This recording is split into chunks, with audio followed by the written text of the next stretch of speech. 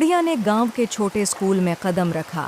बरसात में भीगते हुए जब वो किताबें लेकर स्कूल जाती तो माँ बाप की आंखें गर्व से भर जातीं।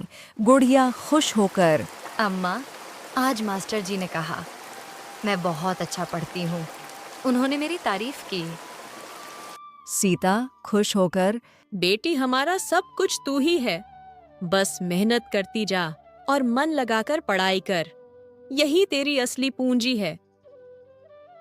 रामकुमार अपनी सारी थकान भूलकर कहता है, हाँ मेरी बच्ची, हमें तुझ पर पूरा भरोसा है। तू अपनी जिंदगी में बहुत बड़ा काम करेगी। पैसों की कमी हमेशा बनी रहती। कभी किताबों के लिए पैसे नहीं, कभी यूनिफॉर्म के लिए। मगर सीता ने अपने गहने बेच दिए। रामकुमार ने खेत गिरवी रख दिया।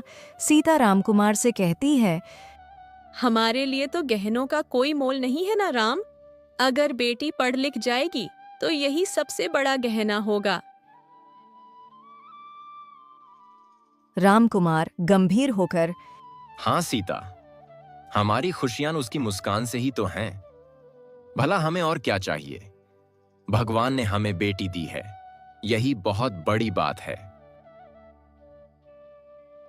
गुड़िया भी माता पिता का दर्द समझती थी। वो अक्सर बिना बताए खेतों से लौटते हुए माँ बाप का सामान उठाती और पढ़ाई के साथ साथ घर के कामों में हाथ बटाती। गुड़िया पढ़ाई करते हुए, अम्मा, मैं एक दिन डॉक्टर बनूंगी। फिर तुम्हें कभी किसी के आगे झुकना नहीं पड़ेगा। सीता आंखें पोंछते हुए, बेटी, तेरे पक्के इरादे ही हमारी ताकत हैं। बरसात का मौसम फिर आया। खेतों में हरियाली फैली थी।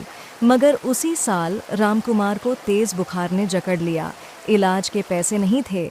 सीता घबराकर, राम, उठो, तुम ऐसे बीमार नहीं पड़ सकते।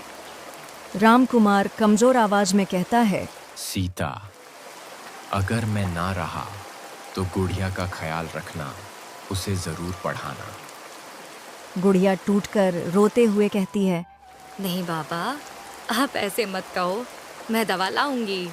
गुड़िया ने पिता की हालत देखी तो और भी मजबूत हो गई। वह जानती थी कि माँ और बाबा की सारी उम्मीदें मुझ पर है और किसी भी कीमत में अपने आप को अपने परिवार के लिए काबिल बनना चाहती थी। उसने दिन रात एक करके पढ़ाई की।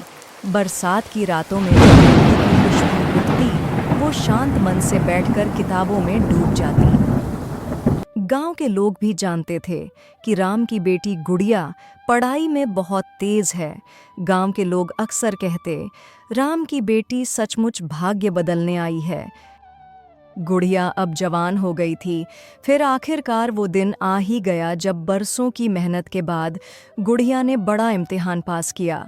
शहर के मेडिकल कॉलेज से बुलावा आया। गांव वाले हैरान थे कि एक किसान की बेटी डॉक्टर बनेगी।